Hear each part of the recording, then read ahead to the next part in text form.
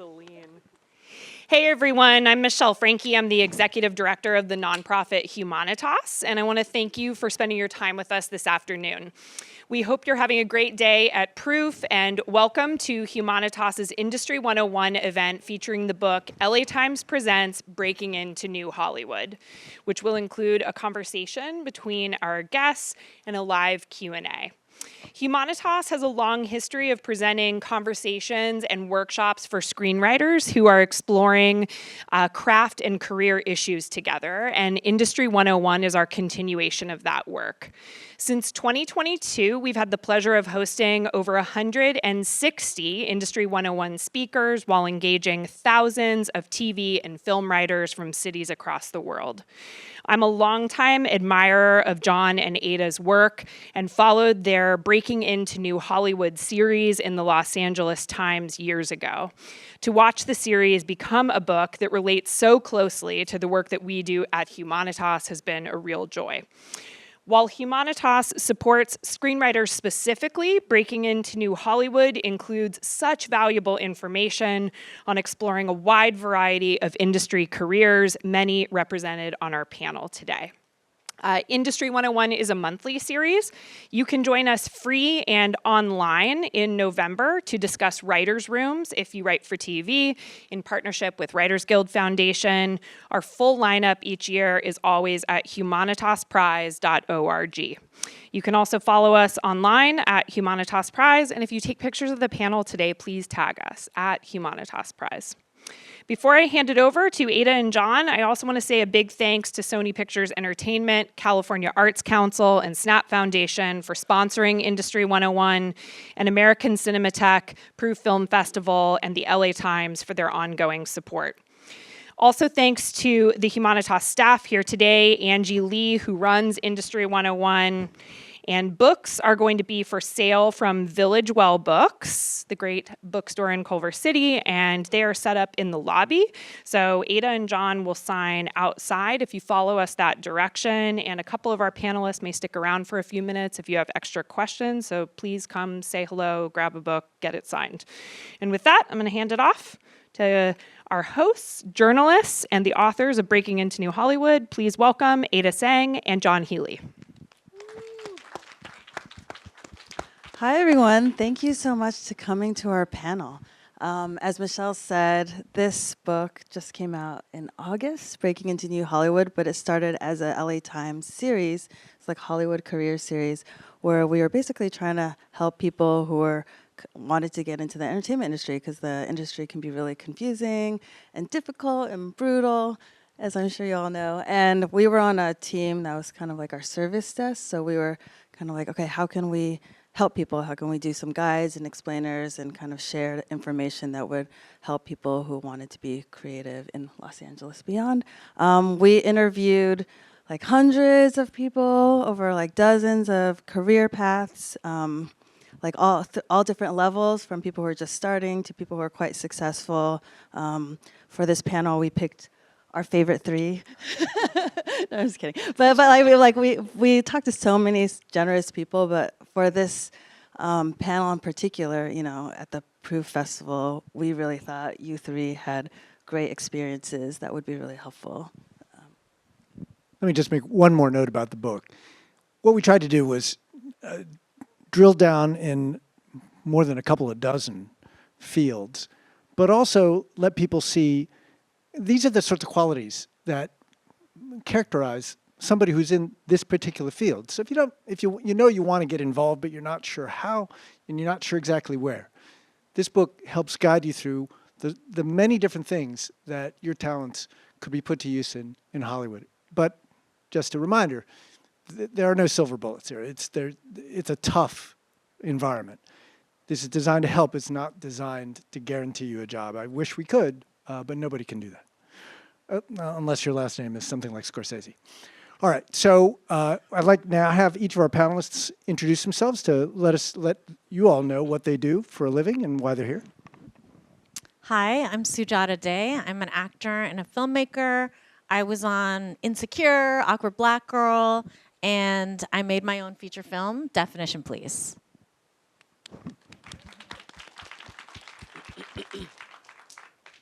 name is. Hello? Oh, it is on. Hi, my name is Kayla Robinson. I'm primarily a director, but filmmaker. I also write and produce and edit, all the things. We all wear many hats, don't we? And I have a short documentary film called Quilted Education that I've worked with through in collaboration with PBS and have some other projects with them, as well as narrative short called Ball is Ball that is now that was acquired by Aspire TV. So. Hey everybody, my name is Kevin Noel. I am the Senior Vice President of Creative at Sony Pictures Animation, which is our animated division at Sony Pictures Entertainment. We make feature films, both for theatrically and streaming, and we are also in animated series as well. So because our book really concentrates on how people can get started, can you all go through and talk about how you got started? So I started acting pretty young, probably like elementary school through middle school through high school. I was doing musicals. I was in Indian dance classes. I was taking voice lessons. And I was also a writer. So I started in school theater pretty much. Loved doing high school musicals like Guys and Dolls and Showboat. I didn't start screenwriting until college when I took a semester of screenwriting and a semester of playwriting, and I realized that my short stories and poems and songs that I was writing could also be kind of translated in through a screenplay. So that was how I began. Yeah. So I began, or I can say that I got connected through the book I'm in the early stages of my career as a filmmaker, but that's because I had a whole previous career working in the advertising industry as a creative on that side. And so my beginnings of filmmaking was through commercials. So it was coming up with ideas for commercials, coming up with scripts for those, being on set, pitching directors, all of those, like that whole world. And that then led me to wanting to create my own projects and wanting to create beyond just selling something. Though there's beautiful storytelling that can happen within that, and there's still selling that happens within making films. But just wanting to tell stories from a different place, my work tends to be very introspective, and so that's kind of the world that I wanted to explore more. Cool. I have kind of an old school industry origin story, I guess. I had gone to film school up at San Francisco State a long time ago, and I knew that I wanted, for me, I just wanted to have a cool job working in film or television or some kind of cool storytelling, and I didn't really know anybody in the industry. I moved down to LA. I thought, okay, I learned a lot about making independent films, but I wanted to sort of learn the Hollywood system, so I did the studio system. So what I did, what a lot of people do and still do, is my first job was at a mailroom for a talent management company called 3 Arts Entertainment.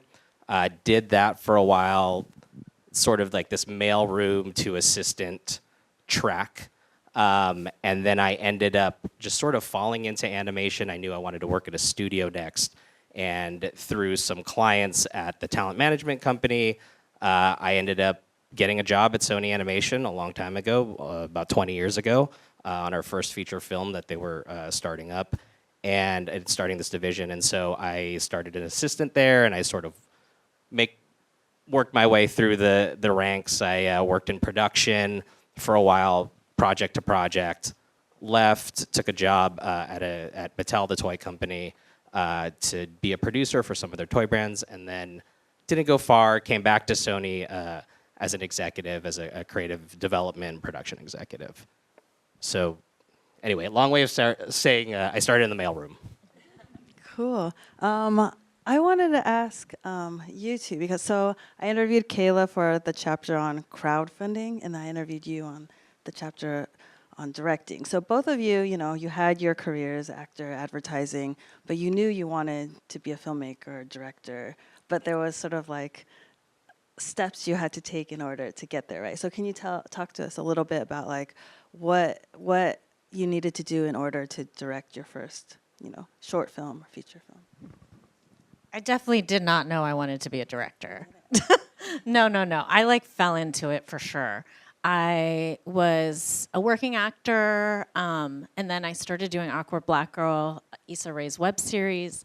And as we were going through shooting that series, it was just a whole bunch of us just getting together, creating, and not worrying about where it was going to go.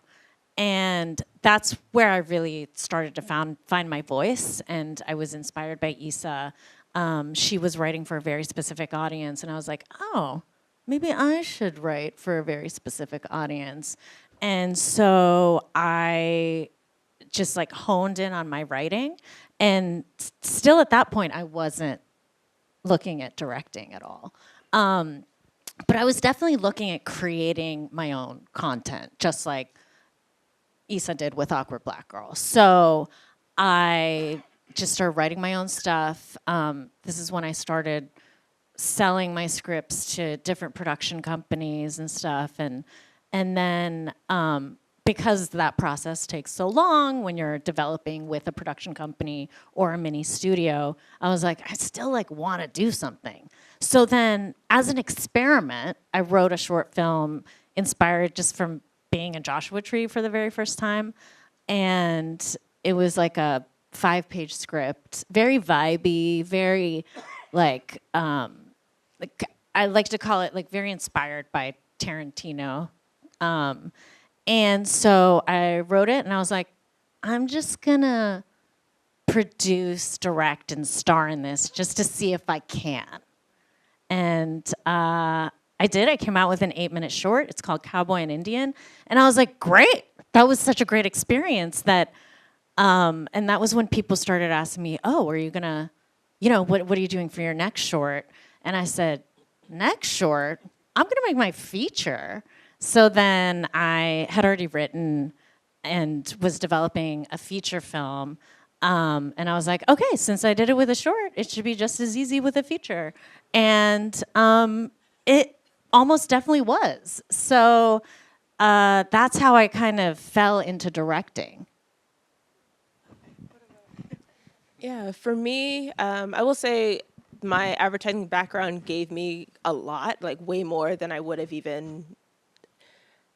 I couldn't even believe in myself because it seemed like I couldn't wrap my head around how well it applied to each other. And so I was an art director in that space, and what that means in the advertising world is when there's a script for a commercial, you are in charge of the look and feel of everything. You are a big part in finding the commercial director that's going to bring the piece to life.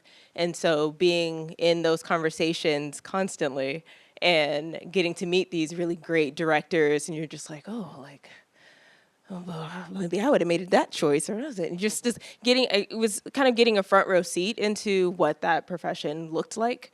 And so then when I finally decided to, I'll also back up I was in the Bay Area, and the Bay Area has a really great filmmaking scene as far as being very close-knit. Everybody knows each other, and everybody's ready to work and help each other out.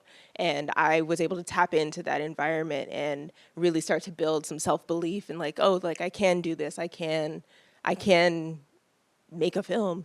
And I had done some acting workshops and met some actors through that way, and eventually put all those pieces together, and all of the people, and I was helping out on other people's projects and in short films, and so helping out, being the PA or whatever, being script supervisor, just trying to jump in any way that I could possible.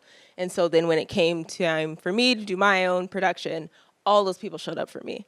All those people were ready to jump in any way they could possibly help, whether it was helping me through crowdfunding, whether it was helping me being my actors, or just helping me find crew members.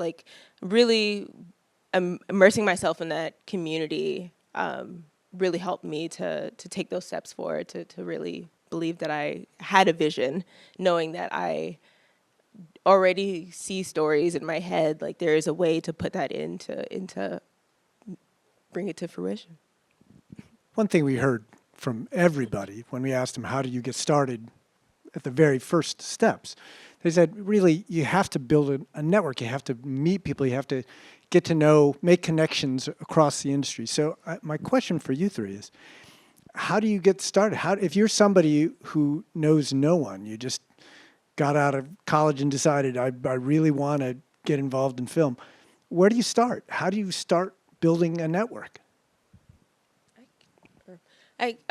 So as I mentioned, like I got really into the community in the Bay Area, and that started in, I think that was COVID time, so it was even a worse time to start to meeting people.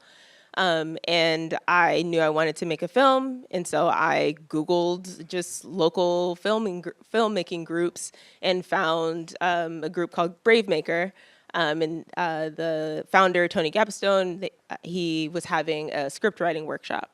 And it was all virtual, and it was just getting to know the other people in that class who were also trying to make films. And ultimately, I started building that relationship with Tony. And when he was making his next films, I was able to jump in on help on his projects.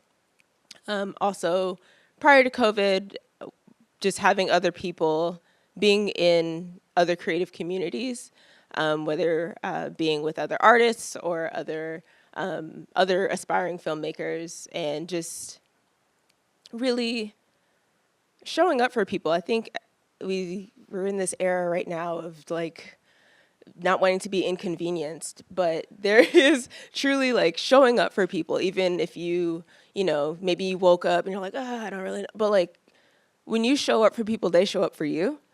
And I think like I just really want to emphasize that if you want to receive community, you also have to be community.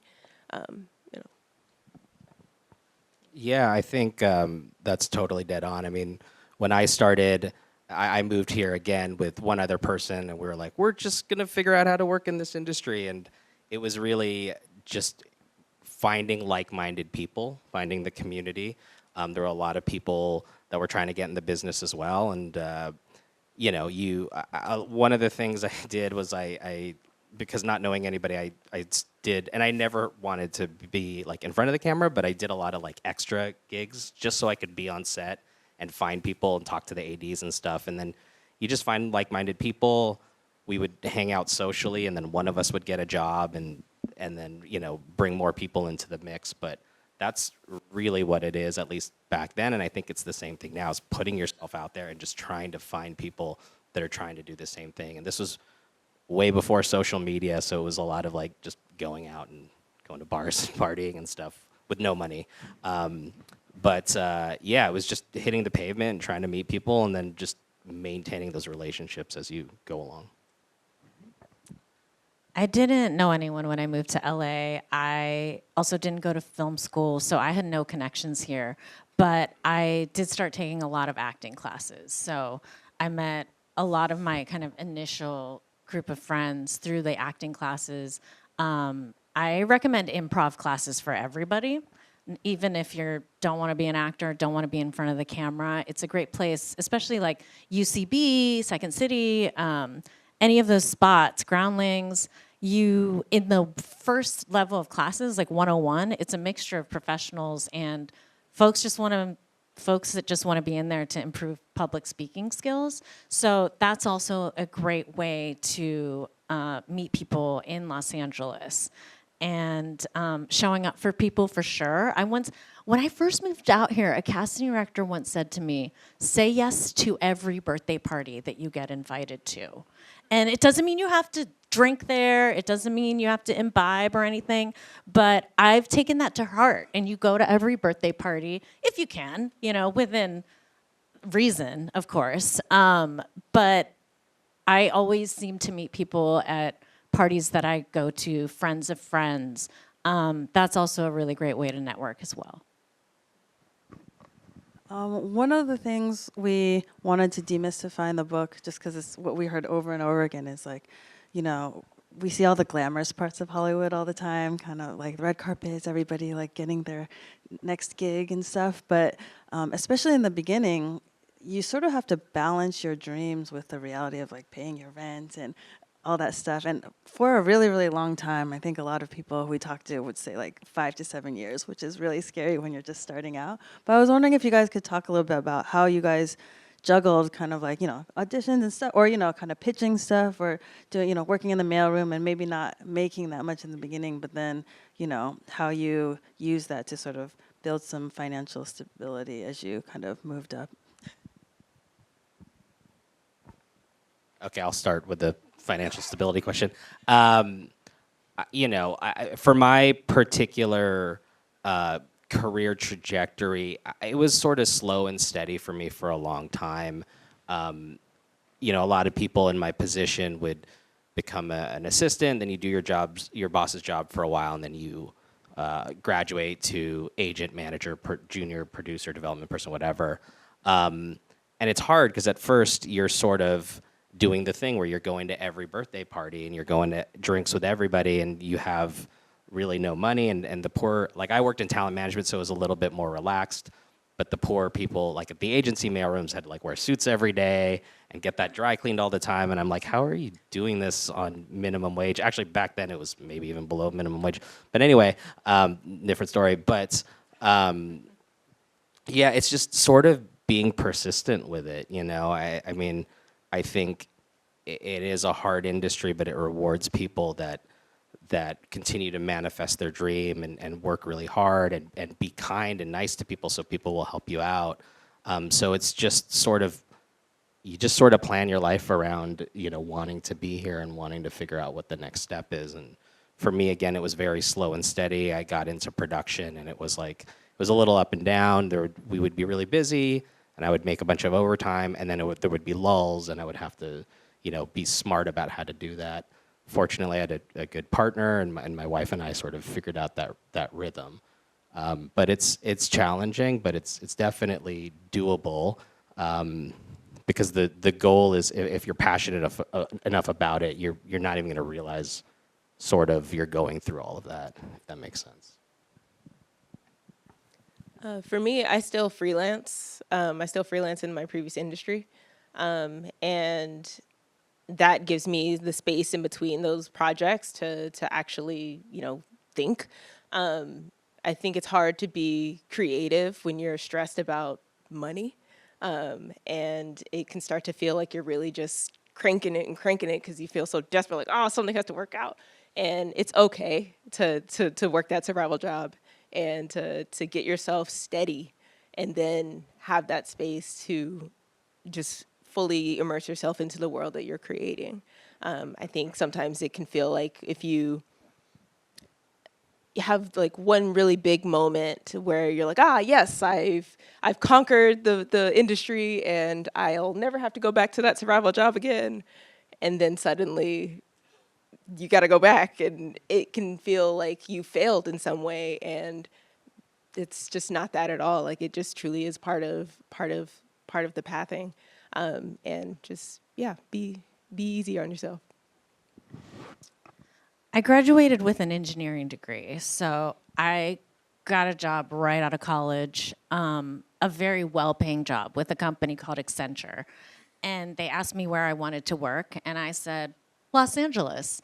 And they said, cool. And little did they know that I was going to be the worst consultant that they ever saw coming. But they moved me out to LA, they relocated my car.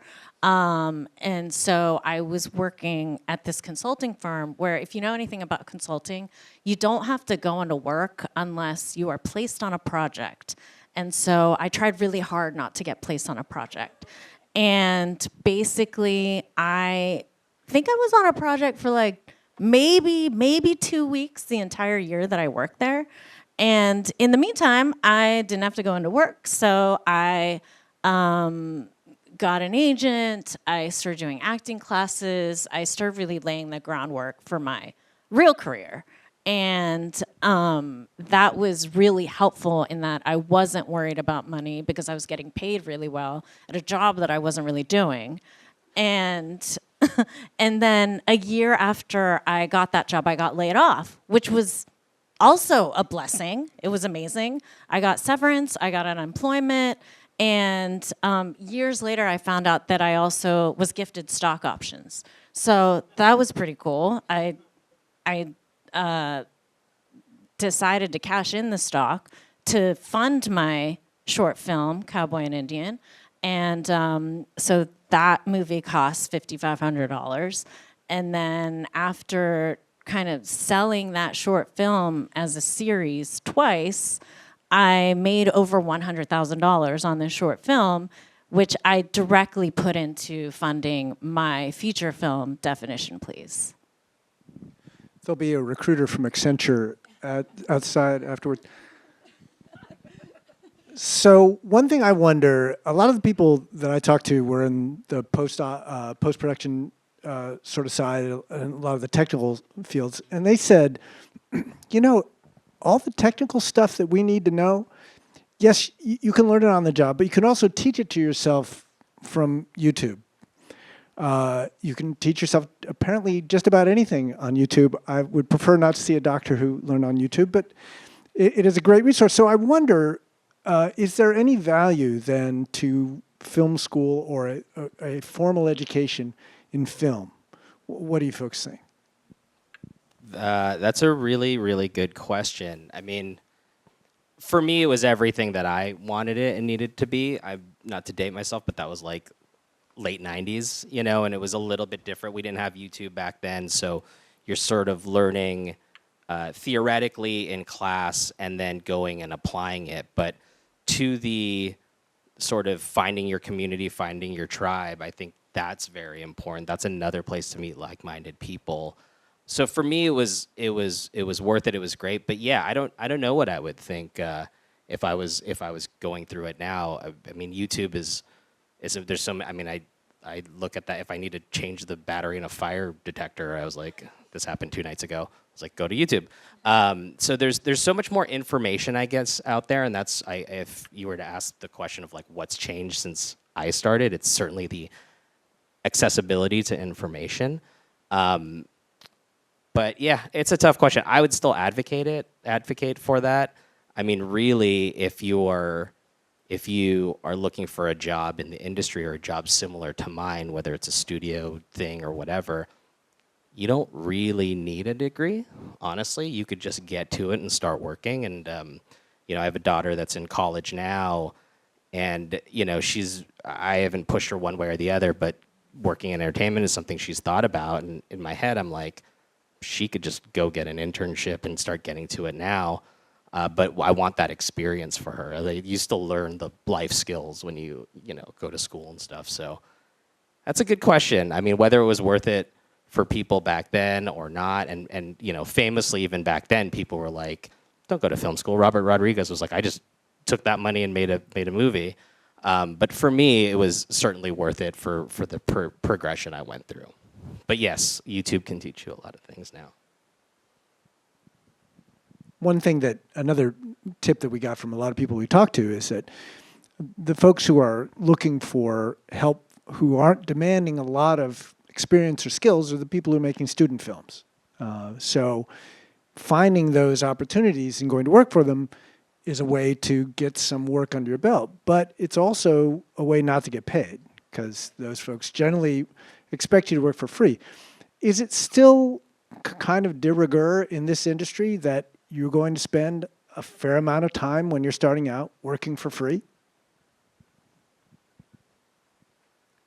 I would say yes, like especially if you're working with your community. Like, for myself, like I do have made it a practice to pay people. I'm not paying significant any amount at all, but just wanting to be in the practice of giving somebody something for their service, exchanging service for something.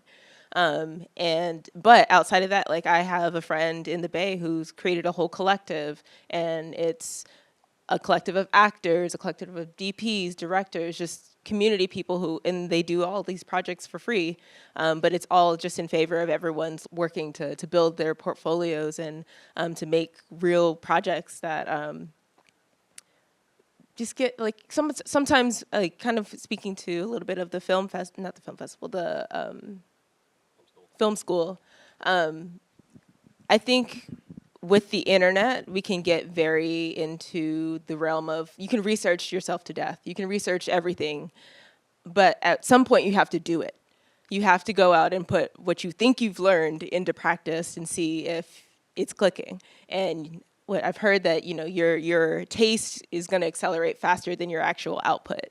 And so at some point, the more you make, the more you make, the more you make, then those two things start to come together where now you're able to execute on that taste that you had in your head. And that, I think, student films or just indie films in general, like that's a space to like get that going and really find your voice. And yeah, so definitely valuable. Yeah, we used to say way back in the day that we would work for copy and credit. So, you know, a DVD or whatever, and credit on the film, and then you would just feed everybody on those things. But you're sort of, again, you know, one day you're directing a movie and you're calling all these favors, but that's because you were a grip on somebody's movie, or you just hung out and helped, or you were in the background or doing whatever. And that, again, goes to the finding sort of your community, that everybody, you all sort of rise, all boats rise, you all go together, right? I mean, I worked on Awkward Black Girl for free, the web series that came out on YouTube, and that led to being on Insecure, and that led to making my own movie. So I think it is definitely a part of, you know, making it in Hollywood is helping out your friends, believing in each other's visions, and all kind of rising together at the same time. Can you talk, you kind of alluded to this when you're, you know, talking about investing in yourself in the films, but a lot of kind of building a career in Hollywood is sort of like, how do you take something and then like catapult it to the next thing and make, you know, to the next thing. Can you talk a little bit about that? I feel like a lot of people in the audience, maybe you either, you know, want to make short film, or you've already made a short film and it's like, what do you do after that? So can you talk about that? I mean, it's different for everybody, for sure. I did not think my short film was going to lead to anything more. At the time that I was making it, I didn't think there was a bigger story to tell. And when it came out and it did a bunch of festivals, I was like, okay, great. I can kind of put that behind me and not think about it anymore. But then as I was meeting with different production companies, they were like, what's your next thing? Well, do you have an idea for making this short film into something bigger? And I said no. And then I left, and they were like, we think there's something here that could be a bigger story. Can you come in and maybe we just like hash it out, we talk about it? And I went in with the executive and we talked about a bigger story, and I was like, I mean, that feels like it makes sense. And then she said, go home and write that down and, you know, come back to us. And a couple days later I was like, here it is. And then they bought it as a show, and I was like, what? I feel like that doesn't happen very much. And so I was just like, this is cool, awesome. And then the show got kind of caught up in a merger, which there are a couple mergers happening today. And they gave the rights back to me, and they were like, okay, here you go. And I was like, okay, let me try to sell this again, I guess. It's a great idea that I developed for over a year at this other company. And then I was just in a general meeting, and they asked me about my ideas, and I brought this one up again. And they were like, great, that sounds great. And I was like, huh? It was so strange. So something that's really important today is IP. So you can use your short film as IP because it's your original creative vision. And so I highly recommend doing that. If you're a writer, you can write short stories. You can write a poem. You can write a song. It's all IP, and they all kind of considered that stuff as IP. So I think that's a great way to kind of like pitch your project. Like if you're in a room with executives, those are the magic letters that they love to hear. So it is one way to position yourself to make your idea or your short film into something bigger than it is. I'm just going to jump into that as the executive in the room. But that is actually really smart because it's something you own too. That's your idea. You know, IP, yes, is the big thing right now because all the studios, all the companies want to mitigate risk. And so, but having something like a short film, or if you're a writer, like a a poem or a graphic novel or something you even publish yourself, that means you own it, as opposed to like going and like pitching an original idea. Originals are the hardest things in the world to sell right now. But if it comes from somewhere that there's a little bit of ownership and it's yours to do what you will, and then you can make people excited about the idea, but it's not something that you're just going to give away because you own it from the beginning. It's a really, really good thing to think about. And I tell the same thing to writers that come in all the time. It's like, find a way to publish it or put it on YouTube or own it from the beginning, so the studios can't just be like, okay, it's an original, we're going to buy it and we're going to own the idea.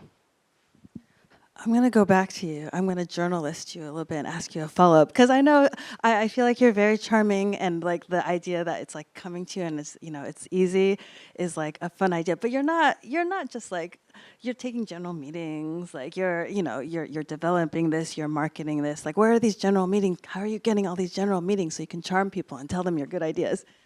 Well, that is definitely through networking. Like when my feature film came out, Definition Please, it was during COVID. It was during the 2021-2022 virtual film festival circuit. And I started reaching out to journalists that had covered Awkward Black Girl years before Definition Please. And they would open the email and be like, oh yeah, Sujata, we've chatted with you before. And that's where I started with the publicity of Definition Please. And it was from relationships that I had made years and years before. And so I'm pretty good at like maintaining relationships. I'm good at like not annoying people when I have nothing to offer. And, but the other thing that helps obviously is reps, any kind of reps. So when I first moved to LA, like I mentioned before, I signed with an agent. I don't even think that agency is around anymore. It's just a very small agency. I believe that only did commercials, but that's when I started to get auditions, and I booked 3 national commercials after I had been laid off. And so that was pretty great, money-wise as well. And I wouldn't have been able to get those commercial auditions without the agent, obviously. And so with a lot of general meetings, a lot of agents and managers have connections that you might not have. And so I just signed with a new management company, Stagecoach. And that is really cool because I know so many people on my own that it's just good to kind of add another, do people say Rolodex anymore? I don't know. To add another Rolodex of names to the team that maybe aren't familiar with me yet, or I am not familiar with them. And it's just great to kind of expand your network of people that you can get general meetings with and pitch to. And Kayla, you crowdfunded your first short film. So can you tell people about the strategy behind that? Yes, so for my first film, Ball's Ball, I used Seed and Spark, and I I'm like such an advocate for Seed and Spark just because they give you so much information. Like that group of people really, all the blogs that they have like a pre-course that you kind of have to take before you can actually launch your campaign, as opposed to just like an Indiegogo or GoFundMe, whatever other one, you just kind of throw your project up. They want to make sure, they want you to be successful. And so they do everything that they possibly can for you to be successful. And if you do everything that they say that you should do, I believe you'll be successful. I have seen people not really take it seriously and not get their project funded. But kind of their big thing is kind of building your audience, recognizing the community that you're in, and reaching out to not just the people that you think will give you or not just people that you think will give you funding, or that you maybe are on the fence with, like truly just reaching out to everybody. Like I had people from my first job, my internships, that I hadn't even spoken to in years, that I had sent this outreach email to. And those were some of my biggest donors, just because they saw me working. They, like, even though I hadn't made a film yet, they knew my work ethic. They knew that no matter what, I was going to get it done, and they just believed in the vision that I had for the project that I was doing. That project in particular was dealing with sexual trauma and just really dealing with the PTSD that is surrounded by that. So also believing in the vision that I had for that project. And yeah, I think that it is something that can feel, sometimes it feels hard to ask for things, because you can get really in your head about that, of like, oh, like, who's gonna care, like, but just go, like, people are watching you whether or not you know it, and that is also in just speaking to like how you show up in everything, like, you know, how we've spoken about showing up on other people's projects, like being there, like being present, like if all they need you to do is to hold the door for something, like hold that door as best as you can, like people remember, and people will then show up, and yeah, I think We're going to open up to questions from the audience. Is there a mic out there? Or just raise your hand and we'll call on you. I wanted to follow up quickly with Kayla, though. I was talking to somebody about crowdfunding in a different industry, and they said you needed to have 10 times as many names. That's absolutely, you're gonna reach out to. That's why it's reach out to everybody, not just the handful of people that you think will give you funding. Because, I mean, I can speak to I did hit my goal pretty quickly, and that part of that was because my outreach was so large, and like I mentioned on Seed and Spark, they truly give you like full templates of how to have these conversations. It's not just, hey, I have a project, give me some money for it. Like, it really is like pitching them on what your vision is for this. Like, I feel like in a lot of filmmaking pitch workshops, that type of thing, they kind of like, why are you the person to tell this story? And really allowing people to feel your passion behind this story. Why does the story need to be told? And why are you the right one to tell it? And yeah, I think, yeah, you're absolutely reaching out to the world. Every email you've ever gotten. Can I just say something to the crowdfunding thing? You know, one of the biggest successes we've had at Sony in the last few years came from a Kickstarter project. There was a writer-director named Matthew Cherry who had a Kickstarter for a short film that an animated short film he wanted to make called Hair Love. He put it out there, went on Twitter, just like hustled, and well exceeded his Kickstarter amount. And then an executive, one of my colleagues who was with me at Sony at the time, just fell in love with the idea. And we decided to help finish it and distribute it. And one thing led to another, and it won an Oscar. And we spun it off into an animated series. And he did, a children's book. But that all came from the drive and the manifesting, and then just putting yourself out there and getting it in front of as many people as possible. He was really, and still remains to be, very social media savvy. So just understanding the audience. And by the time it got to us, it was just a no-brainer. Like, how do we make this a little bit bigger? And then we can put this in theaters. You have to believe in your project. Like, you have to be your number one fan. Like, that's how that works. You have to truly believe in what you're putting out there. And Yes. So the question about how do you express your audience when you're kind of making that journey? I think Kayla, you explained that to me really well about like so your film is Ball is Ball. Who were the audiences that you were targeting? So and how did you let them know? Yes. So for my film, it was centering a Black woman. So that alone, that starts where my that starts, like, it's looking at whatever your project is and starting to pick out who are the type of people that would care about this. And so my story centers a Black woman, so I'm leaning into Black women may be able to see themselves in this person. It was also a project that dealt with sexual trauma and PTSD, and so that is kind of universal in many ways, in more ways than we would like it to be. And because of that, like, being very delicate with the type of language I was using, and that particular subject matter is also something that everyone isn't it's not at the forefront of everyone's mind. And so being very delicate about it and being very intentional. And I was also part of that project, was able to have create panel conversations around it and bring in experts.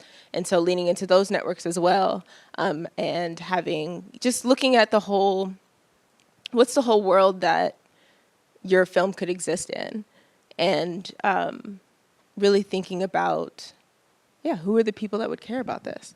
But you're not buying 30-second ads on TV to reach that group. How are you trying to reach those people for whom the film really would appeal?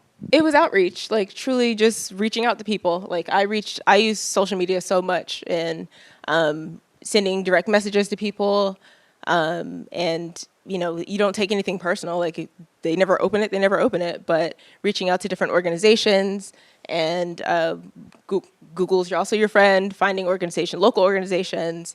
I found a trauma-informed therapist via podcasts and reached out to them. It's just like, why not? So much has been, I've cold emailed so many people in this project and other projects. The colorist for one of my other projects was someone who was the colorist of the inspiration of like my the visual identity I'd put towards that particular project. And I was like, oh, I need a colorist. I wonder who it is. Looked him up in the credits, reached out, sent an email. He was like, yeah, I'll do it. Like, so many people want to help, especially when you're up and coming. Like, I've found that a lot of professionals are ready to jump in and help you out. And it hasn't been that, Is that good? Yeah. Okay. Yes. On that point, just a piece of advice too that we did for one of our shorts is he wanted the production, or he liked the holdovers, and so we reached out to that production designer, and obviously he wasn't going to do it, but one of his mentees ended up doing it. So that's cool. That's amazing. I did have a question for you though too. Not to bring up the taboo of AI, but I am just curious how you're seeing how that's changing the industry and how you're seeing that affect entry-level positions, and how are people going to kind of break in as that starts to kind of take over a little bit, and what are you seeing on your end? Okay, the AI question. Sorry. No, it's okay. It's okay. I mean, I'll say a little bit. I think the biggest thing is it's changing so much, and the technology and all of the things that can be done changes every day. So it's sort of hard to project and see where it goes. For my studio, obviously I'm in an industry and in a medium that technology has always evolved, and we had to stay on top of it. But the one thing that hasn't changed is the human touch that needs to be behind that, right? So, again, it's changing so much. Even the talking points that coming from Sony are we're very careful about it because we just don't know. Like everything changes. But I would say for me, everything. While we believe technology is a tool and AI is part of that, we're a studio that's founded and built on the backs of hundreds and hundreds and hundreds of artists, and we don't see that ever changing. We want to see a way that if AI becomes a tool, if we think AI is a tool, and as it becomes something that is used more, we still need people to actually manage that. The entry-level thing, I don't think it's, at least at the moment, changing anything. We haven't reduced the number of jobs. We're just sort of watching AI and seeing what it can do, but we need, if you watch the end of the credits in an animated movie, there's 800 names there, and it's because those are all people that need to do the tasks. Do you think it's helpful for anyone trying to find an entry-level position to at least be aware of how to use some of the tools, just in case?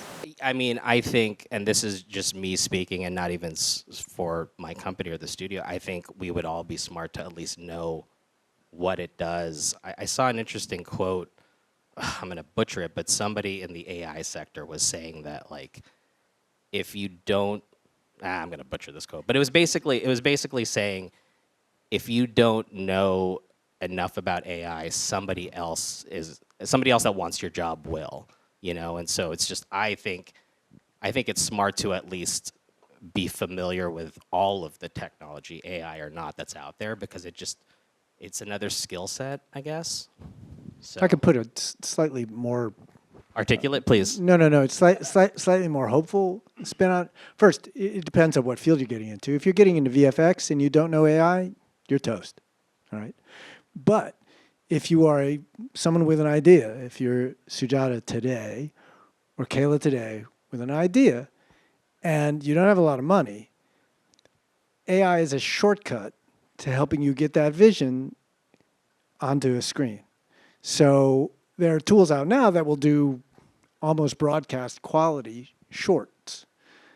Within a year or two, there will probably be those tools that will do broadcast quality TV length stuff. I mean, it is galloping ahead. So the AI advocates that I've talked to say this could be a real boon for people who want to be filmmakers, but who don't have a team developed. They don't have $5 million to make a movie. They just have an idea, and they've got great prompting skills. So yeah, learn the tools. Yeah, and even in a world where, say the two of them wanted to talk about an idea, even if it's not what you use to finish a film, it's a tool to express what you are trying to do, and so I think it's smart just to be equipped yourself with as much knowledge as possible. I mean, that the more skills you have, the more employable you are, I guess. It's a good question. Someone in the back had their, yes, please, go ahead. I see you. Stand up and speak loud. Hi. I wanted to ask about, especially about how, when you were starting out with all of the pieces that you just named, you talk about community, you talk all of this, which is so essential. When you were starting with your first short with these pieces, did you have a casting process, or did you use the people you knew, or did you have a way of going about finding your talent and the person that embodies each character the best outside of maybe the state or whatever? I'm assuming for me, or I can just speak so I had a mix. So I had also taken some acting classes and got to know some of the acting community. I made that film in the Bay Area, so got to know the Bay Area acting community, and it was able to fill quite a few of my roles through that. But as far as my lead character, I felt like I hadn't met her yet. And so I did use the acting platforms and was, put it out there and met several different women to see who felt like her. And my actor, Tiffany Tennille, was just the one that stood out for me. And that being such an introspective film, it was something that we were able to really connect on. And that's how I went about casting as well. I am an actor first and foremost, and like I said, when I first got to LA, I was taking acting classes, I was doing improv classes, and so when I was doing my first short film, Cowboy and Indian, I say first short film, but it's the first and only short film I've ever made. I did not use a casting director. It stars me and a friend, and so that was the casting process for Cowboy and Indian. And then for Definition Please, my feature film, I also didn't use a casting director. I filled all the roles with either people that I knew, or if there was someone that I was trying to get to, I knew people who knew them. So I would be like, hey, can you get me an email intro to Anna Kaja? Because she seems amazing to play the mother character. And I had worked with Ritesh Rajan on like a YouTube music video before we ever made the film, and that was so fun. I also met him on a panel, so we were on a panel together months before that, and then I, kind of took him to a restaurant. I wined and dined him, and I asked him to be in my movie as well. So I have not used a casting director as of yet because I do feel like I have a really great network of amazing working actors to choose from.